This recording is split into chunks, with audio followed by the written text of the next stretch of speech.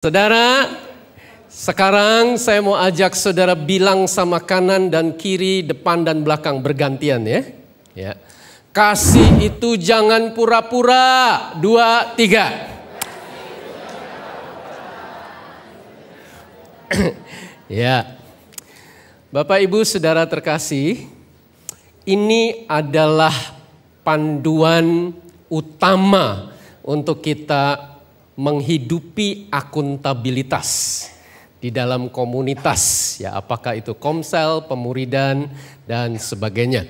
Mari saya ajak Bapak Ibu Saudara kita baca satu ayat ini, Roma 12 ayat 9, ya, yang mengajarkan kita untuk kita praktek kasih yang sejati. 2, 3. Hendaklah kasih itu jangan pura-pura. Jauhilah yang jahat dan lakukanlah yang baik. Nah saudara, kebenaran ini menjadi sangat kritis saat kita menemukan ada di antara kita yang melakukan pelanggaran, saudara.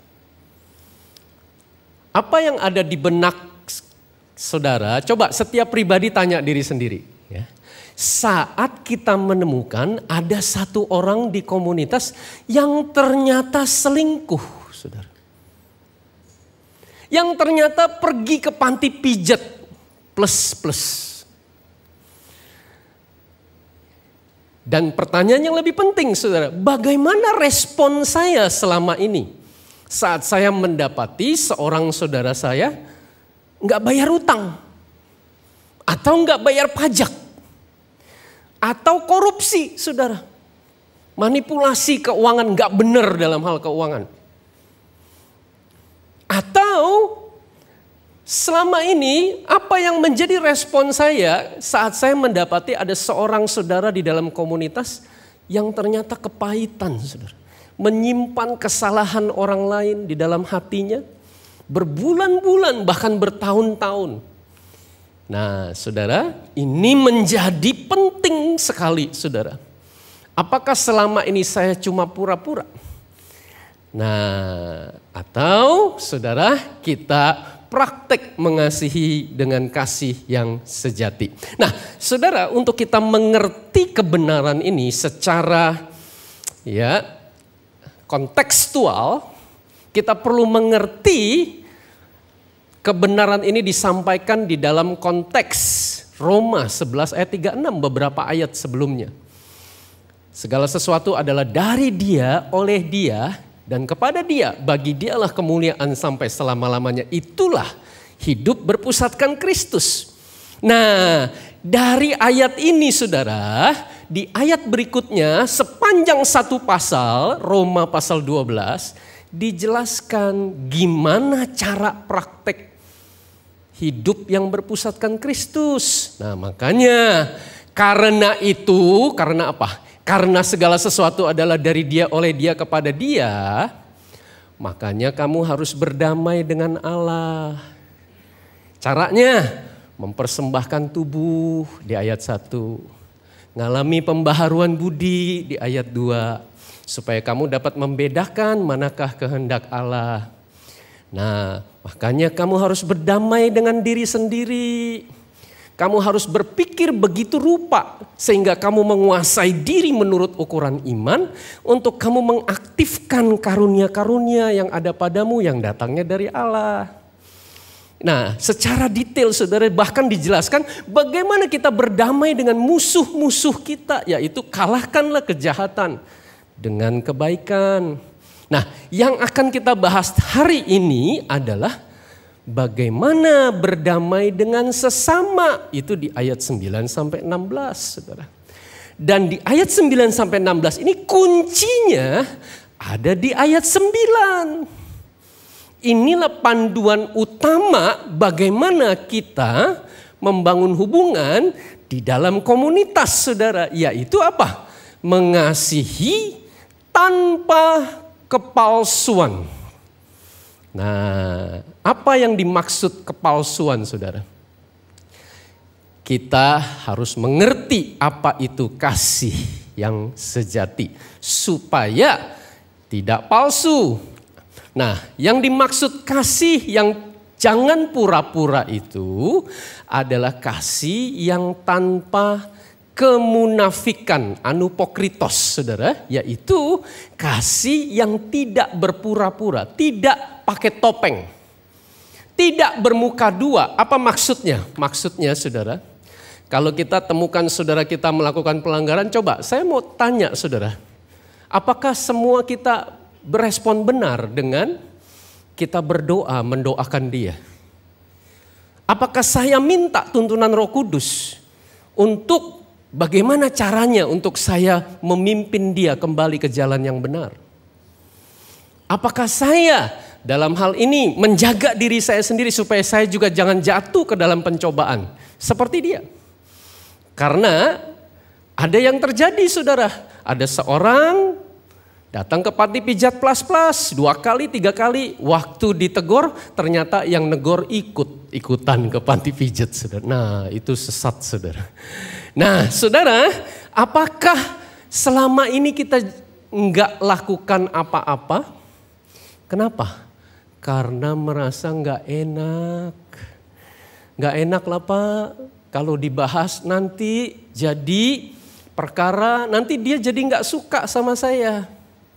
Nanti dia jadi kecewa sama saya. Nanti saya jadi ribut sama dia dan seterusnya. Nah, tidak demikian kasih yang sejati, saudara. Firman Tuhan ajarkan, kasih sejati itu bukan tentang rasa nggak enak atau enak. Kasih yang sejati itu adalah tentang kerinduan, tentang keinginan yang terbaik bagi orang lain sesuai kehendak Allah. Coba semua katakan sama-sama saya, yang kuning. Ya, 2, 3. Ingin yang terbaik bagi orang lain sesuai firman Allah. Itulah kasih yang sejati.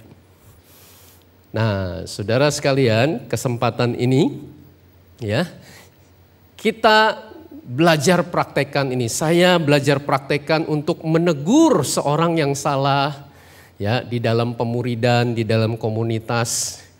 Nah, saya minta Pak Yosua dan Ibu Lingling boleh membagikan apa yang selama ini kita alami, saudara. Ya, beberapa tahun ini, saudara, kami diberi kesempatan untuk saling membangun, ya, saling melayani, saling mendoakan di dalam pemuridan, saudara. Nah, kami belajar mempraktekkan kasih yang sejati, saudara. Ya, nah ini ada banyak kasus ya, tapi singkat cerita, saudara. Ternyata saya dan istri menemukan beberapa kali, bukan cuma sekali 2 kali, saudara. Ya, Ibu Lingling ini sebagai istri, saudara, wah, sering sekali mengambil keputusan sendiri tanpa ngomong sama suaminya. Tiba-tiba udah diputuskan aja, suaminya nggak tahu, saudara. Dan karena sudah dibayar, karena sudah diputuskan, belakangannya suaminya harus ikut, saudara. Wah, bahaya sekali, saudara, mengambil keputusan sendiri tanpa ya izin sama suami, bahkan suaminya belakangan harus ikut apa yang diputuskan oleh istrinya. Nah, saudara, setelah kami mengetahui ini, ya, saya sama istri berdoa, saudara, minta tuntunan Roh Kudus. Gimana caranya menyampaikan, ya, menegur Lingling, ya, dengan kasih, saudara. Nah, dengan hikmat dari Tuhan. Nah, singkat cerita, saudara, Roh Kudus bimbing kami untuk kami menemukan momen yang tepat. Nah, ini penting, saudara. Ya, saudara, akhirnya kami bisa duduk berempat, saya dan istri, ya, Pak Yosua dan Ibu Lingling. Nah, kami tanya sama suaminya. Oh, kasusnya begitu ya kejadiannya. Kami tanya kembali ke Lingling. Kami konfirmasi lagi ke suaminya. Sampai akhirnya kami mengerti semua duduk permasalahannya. Dan saat itu, saudara, ya, kami tegur Lingling. Ling, kamu sadar gak dengan cara kamu begitu? Apakah kamu tunduk kepada suami, kamu tuh tunduk apa nanduk? Nah saudara, ini pertanyaan penting sekali. Wah, saat itu saudara, Ling-Ling ya kita tegur begitu. Nah kita tanya deh, apa yang Ling-Ling rasakan, apa yang kamu alami saat kamu ditegur demikian? Ya waktu yang namanya ditegur pasti nggak pernah ada yang enak ya. Karena kan kita merasa kayaknya benar nih yang saya lakukan. Tapi saya bersyukur gitu, saya punya pemurid yang mau memberitahu titik buta di dalam hidup saya gitu.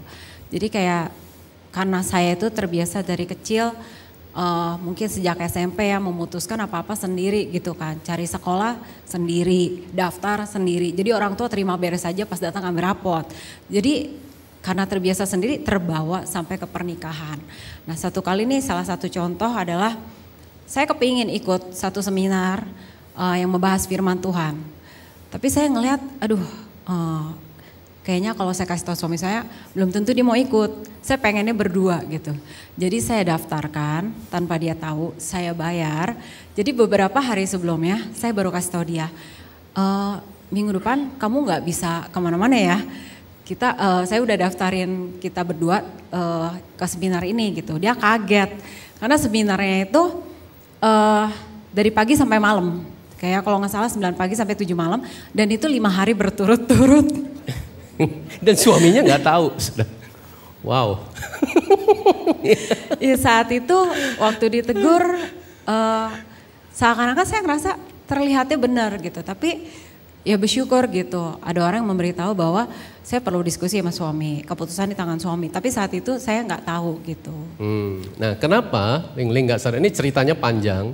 Salah satu faktor utama karena Ling-Ling itu anak sulung, saudara. Ya, dan dia sempat ya dikirim sekolah ke luar negeri sendirian, hidup sendirian. Wah, single fighter, saudara. Ya, nah jadi dia nggak sadar, blind spot, saudara, bahwa itu salah. Nah, saudara, ini beberapa kasus kemudian ya, saudara, ada satu kesempatan kita menemukan ya Ling-Ling ini, wah panik, saudara, gelisah, wah stres ya, khawatir, jadi gerasa gerusu gitu, saudara ya. Kalau istilah kita kebakaran jenggot ya. Akhirnya saudara jadi yang lain kena semprot ya, yang sini kena marah, yang sana kena omel, anaknya kena damprat dan seterusnya.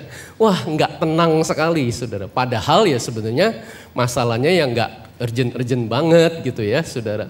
Nah kesempatan kami juga doakan. Nah ada dapat momen lagi kami tegur Ling-Ling saudara. Bahkan Roh Kudus bawa kita untuk kita menggali masa kecilnya Ling-Ling, masa lalunya saudara. Ternyata ada pengalaman-pengalaman buruk. Ada hal-hal yang traumatis yang mempengaruhi Ling-Ling, makanya sampai dia berespon yang demikian. Dan waktu kami doakan saudara, nah kita tanya, apa yang terjadi yang kamu alami dan apa yang Tuhan kerjakan saat kamu didoakan dan terus perubahan yang terjadi, silakan.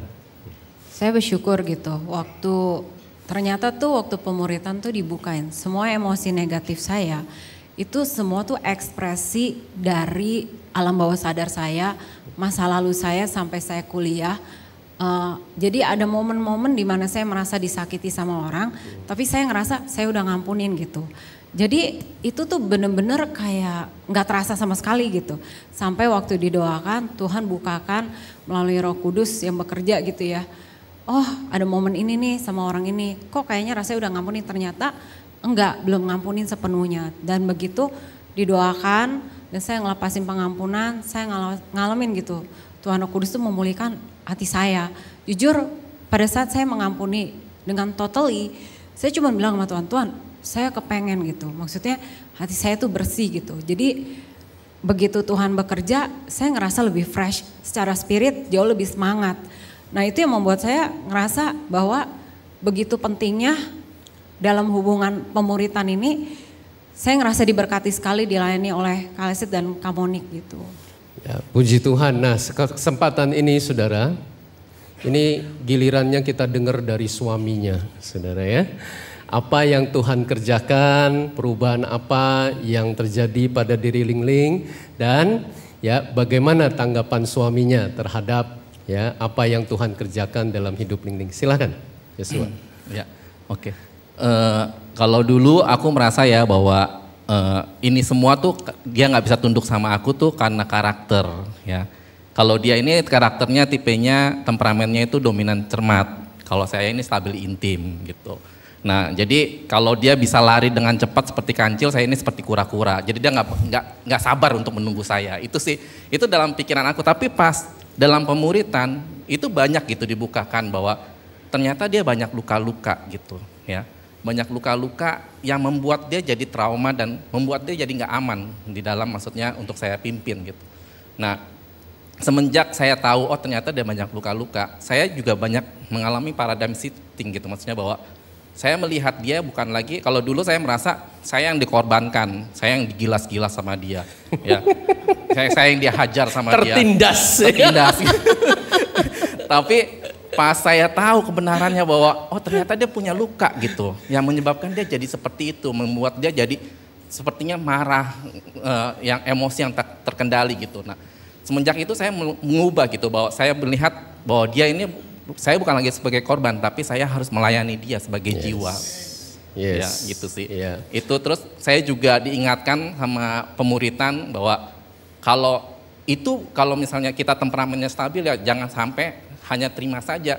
Ternyata bahwa saya juga harus mengejar gitu ketertinggalan saya gitu. Maksudnya jangan kita hanya terima oh karena gue stabil dan dominan ya udah cuek aja gitu. Tapi di situ saya belajar oh ya saya juga harus berubah. Ya, saya mulai. Kalau dulu saya nggak suka baca buku, sekarang saya mulai baca buku rohani gitu. Ya itu sih, kalau dulu dia ini ya suka semprot saya, tapi sekarang dia suka support saya. Yes. Saudara, ini kalau saudara kenal ya dulu ya, sebelum Tuhan pulihkan Ling-Ling, waduh saudara ngerti yang dimaksud. Iya benar-benar, waduh. Satu hari ya dulu ya, ini cerita dulu saudara. Istri saya bilang, Sid, Yosua Ling-Ling mau datang, ribut lagi tuh, mau ngadu tuh. Hah, Ling-Ling, aduh pusing dah kepala gue. Iya, tapi saudara tahu nggak sekarang saudara, waduh, ajaib Tuhan. Sampai saudara tahu putra kami si Zeo sampai ngomong begini, Papa, Mama, anti Ling-Ling sekarang beda ya. Ajaib Tuhan, saudara. Wow. Sekarang saudara, Yosua Ling-Ling mau datang Sid. Aduh happy kita dengar ya. Saudara, ya kita semua belum sempurna ya. Kita semua masih proses tentunya. Tapi ada sesuatu hal fundamental yang Tuhan kerjakan di dalam hati Ling-Ling, kita bisa mendapati roh yang lemah lembut dan tentram dalam hati Ling-Ling. Saudara. Kita beri tepuk tangan buat Tuhan kita. Yes, terima kasih. Yosua dan Ling-Ling. Nah, saudara, saya mau tanya saudara, untuk kita tegur kesalahan, untuk kita konfrontir dosa, untuk kita nyatakan bahwa itu keliru, menurut saudara itu gampang apa susah, saudara? Sederhana apa sulit, saudara? Sebenarnya sederhana, saudara. Kita tinggal mengalirkan kasih yang agape itu, kasih yang sejati itu. Ketika kita dekat dengan Bapa, kita mengalir kasih Bapa memenuhi hati kita, kita tinggal alirkan saudara.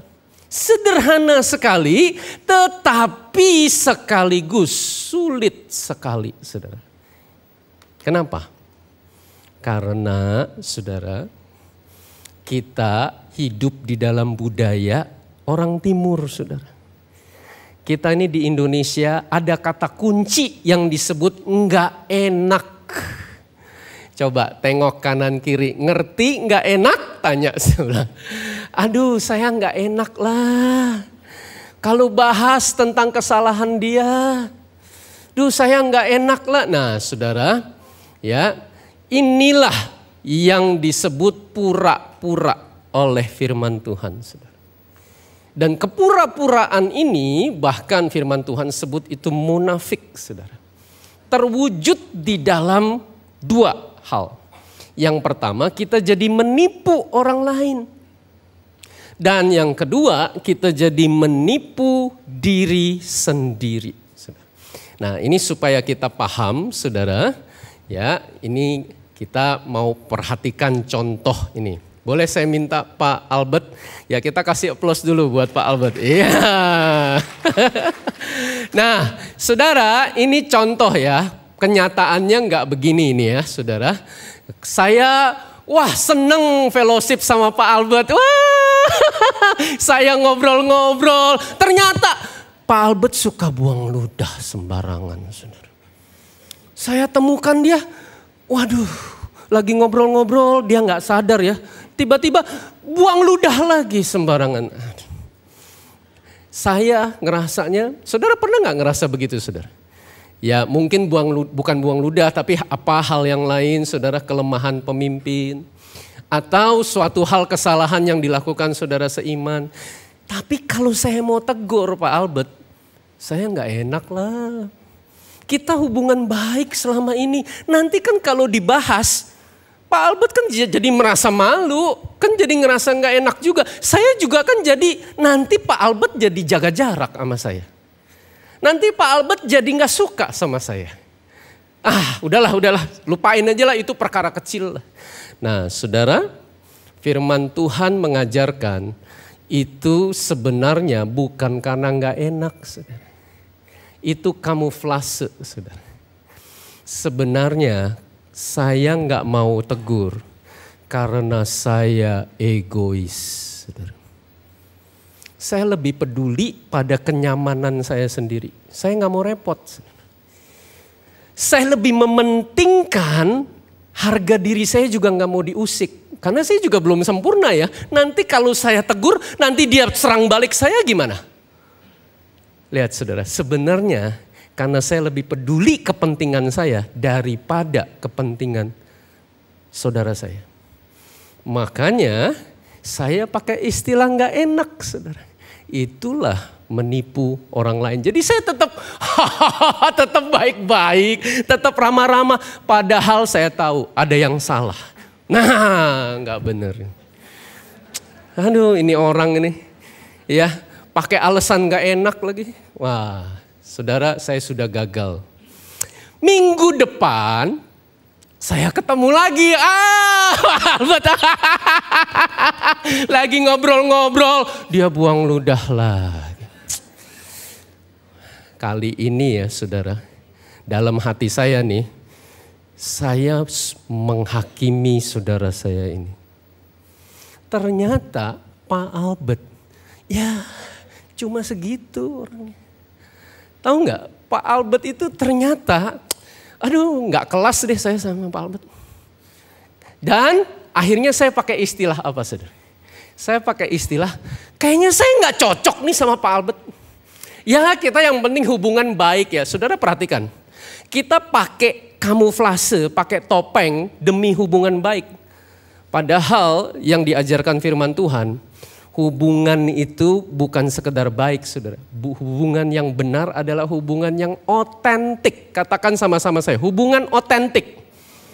Bukan sekedar baik saudara. Hubungan baik belum tentu otentik.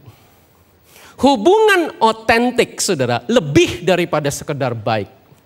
Nah jadi demi saya menjaga hubungan baik, tapi saya tahu dalam hati saya nggak cocok. Nah saudara perhatikan, kalau Pak Albert PKS, saya pakai alasan apa? Emangnya komsel cuma komselnya Pak Albert? Apalagi datang komselnya macet lagi. Saya cari aja lah yang agak lebih lancar. Itu cuma alasan. Saudara. Saya akhirnya pindah komsel. Coba tengok kanan kiri. Gua ngerti maksudnya, kasih tahu sebelah. Ngerti? Kalau Pak Albert pemimpin unit pelayanan, saya ngomongnya apa? Kayaknya saya nggak cocok deh pelayanan ini. Emang pelayanan cuma pelayanan ini? Ada pelayanan yang lain kok. Saya pindah pelayanan, saudara. Kalau Pak Albert pemimpin gereja, penatua, emang gereja cuma ini aja. Saya kayaknya kurang cocok sama gereja ini. Saya pindah gereja. Nah, ini sebenarnya menipu diri sendiri. Akarnya sebenarnya apa? Karena saya tidak jujur. Karena saya sombong. Saudara. Bulan depan saya ketemu lagi sama Pak Albert. Haleluya, kita ngobrol-ngobrol lagi. Buang ludah lagi. Nah, sampai titik ini saudara, tahu nggak saudara? Saya sudah simpen dalam hati. Akhirnya apa saudara? Saya tetap senyum-senyum loh di depan orangnya. Pak Albert, haleluya, haleluya. Dia buang ludah kan gue udah tahu. Lalu saya ketemu Pak Billy, saya bilang, Pak Billy, ternyata Pak Albert malu-maluin Pak. Jorok ternyata. Aduh Pak, ternyata cuma segitu. Di belakangnya Pak Albert, saya ngomongin Pak Albert. Hal yang negatif. Ini namanya gosip. Saudara tahu gosip? Makin digosok, makin sip. Saya ketemu lagi Pak Tommy. Pak Tommy ternyata Pak Albert. Saudara tahu nggak kenapa gosip itu nikmat? Kenapa gosip itu nyenengin saudara? Perkataan pemfitnah seperti sedap-sedapan. Manis di depan, belakangnya diabetes saudara. Racun saudara. Karena waktu saya bergosip, sebetulnya saya sedang menyampaikan pesan. Ternyata saya ini lebih baik loh daripada Pak Albert. Minimal dalam hal ini, saya nggak sejorok itu. Pak Tommy, ternyata gini-gini, saya ini nggak terlalu buruk loh. Ternyata saya ini punya kualitas yang lebih daripada dia. Itu jahat loh.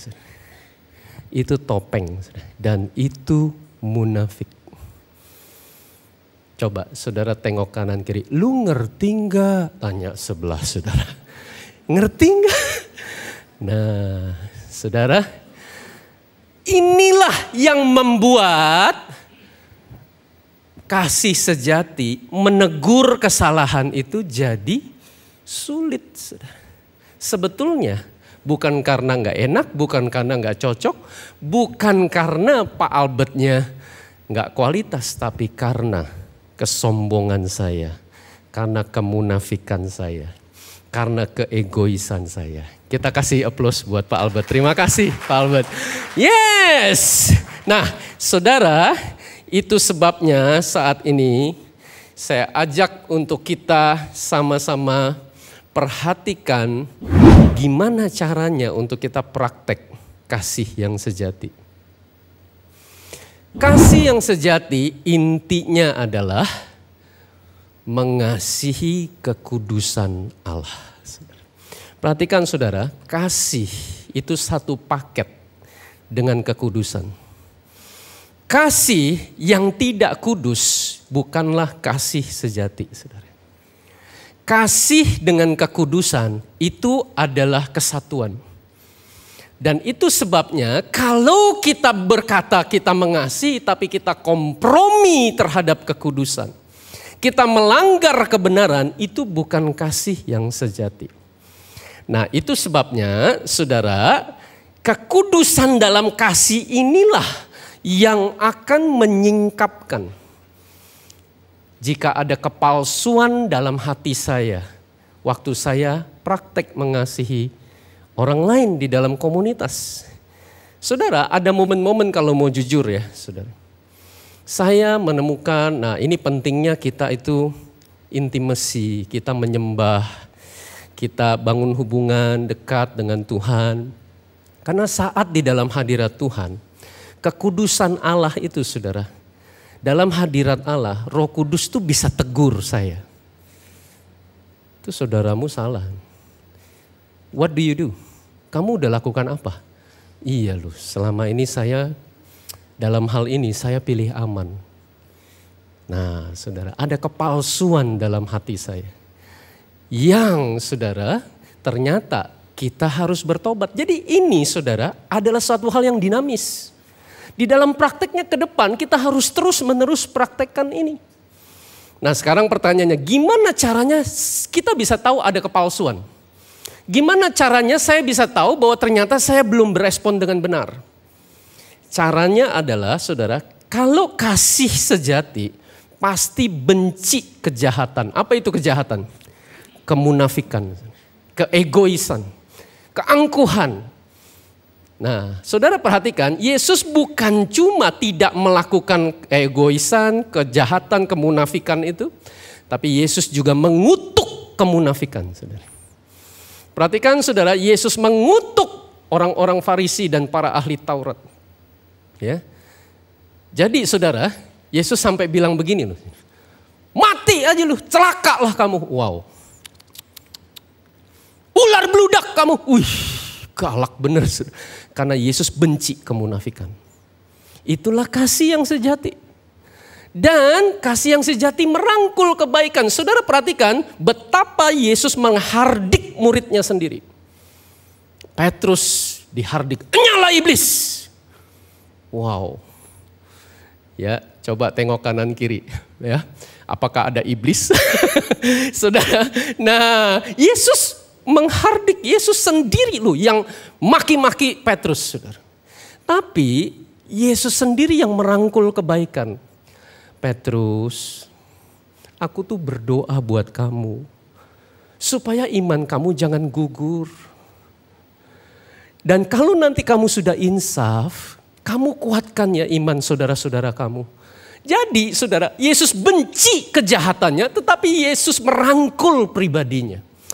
Wow. Nah, inilah keseimbangan antara benci kejahatannya tetapi merangkul kebaikan pribadinya yang kita harus belajar mempraktekkan kasih sejati seperti Yesus, saudara. Dan ciri yang kedua, kasih sejati itu tidak pilih aman. Kasih sejati itu menempuh resiko. Nah, saudara, kalau pergumulan kita selama ini, Pak, tapi saya benar-benar takut loh Pak. Selama ini kita udah jaga hubungannya, saya juga jaga perasaan orang dong.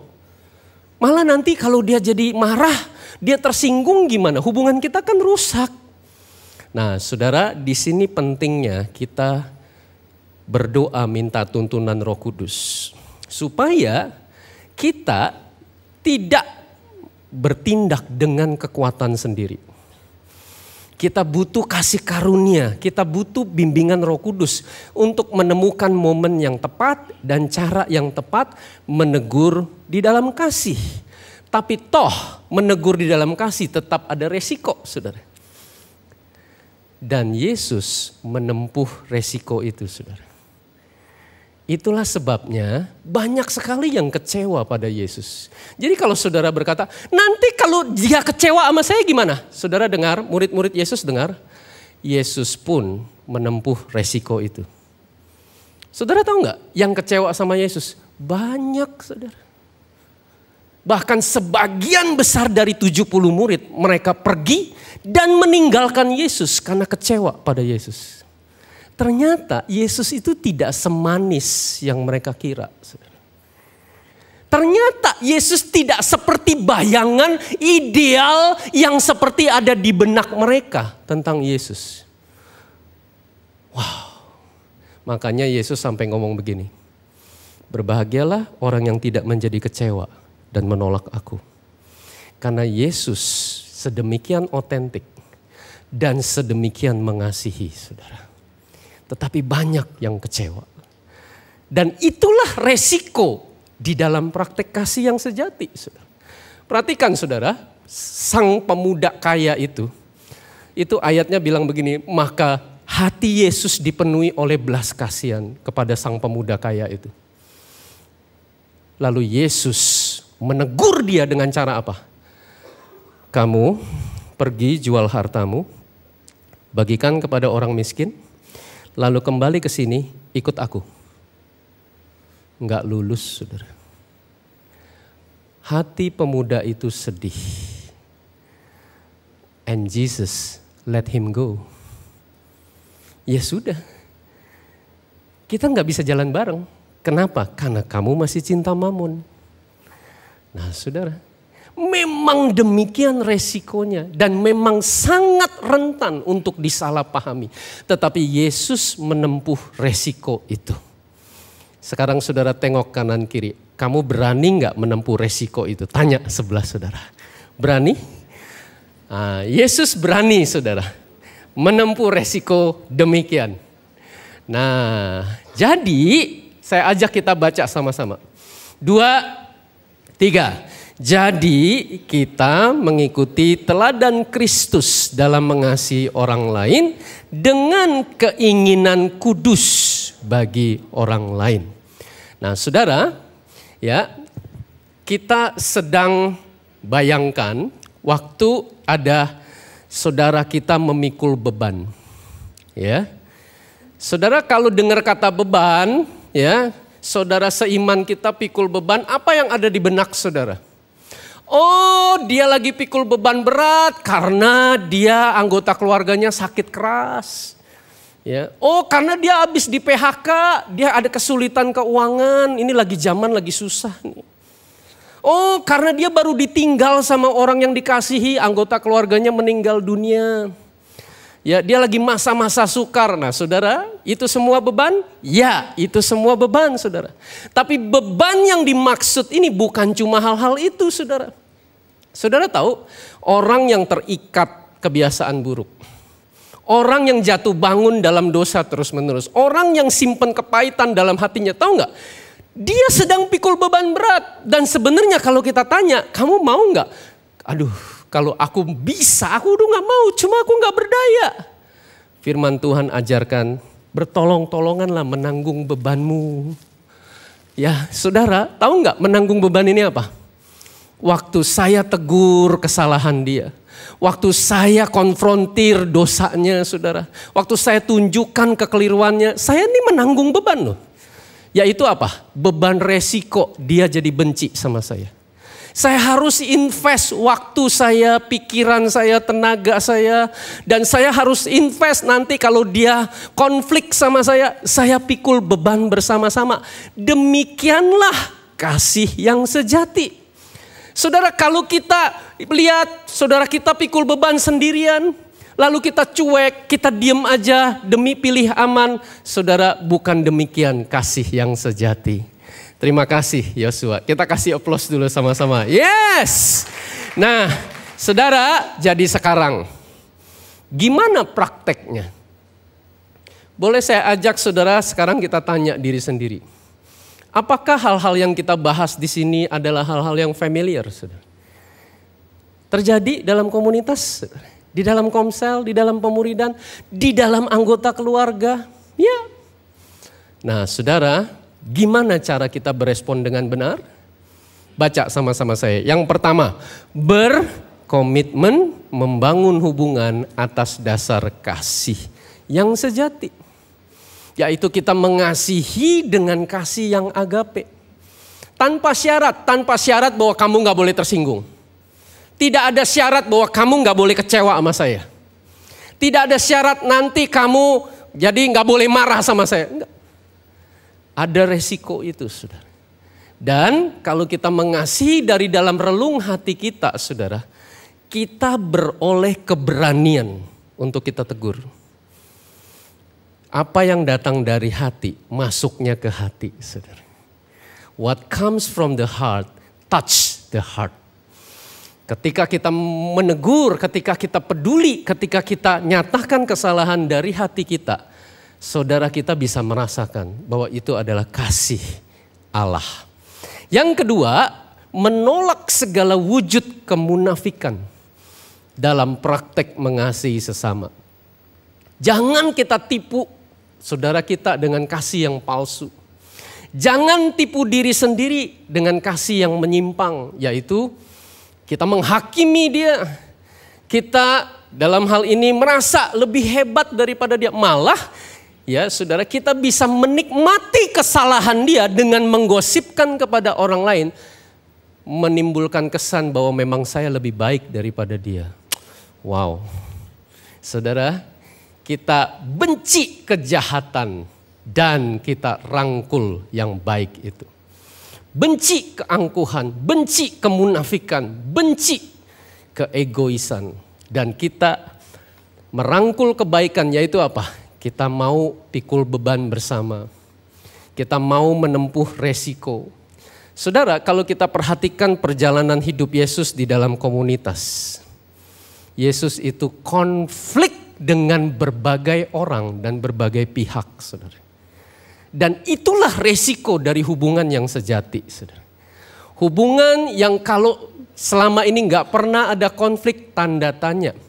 Apakah hubungan ini adalah hubungan yang sejati? Karena kita temukan pada hidup Yesus, saudara. Hubungan yang sejati adalah hubungan yang mengalami konflik demi konflik. Saudara, siapa yang dekat dengan Yesus? Salah satunya Petrus. Di Alkitab tercatat berkali-kali Petrus mengalami konflik dengan Yesus. Dan itulah resiko dari hubungan yang otentik. Bapak Ibu Saudara terkasih, boleh saya ajak sebentar ini, saya ajak untuk kita renungkan.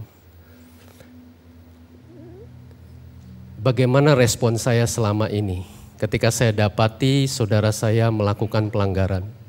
Apakah itu di komunitas, di Komsel, di pemuridan, di dalam pelayanan, atau bahkan di anggota keluarga besar. Apakah respon saya sudah benar?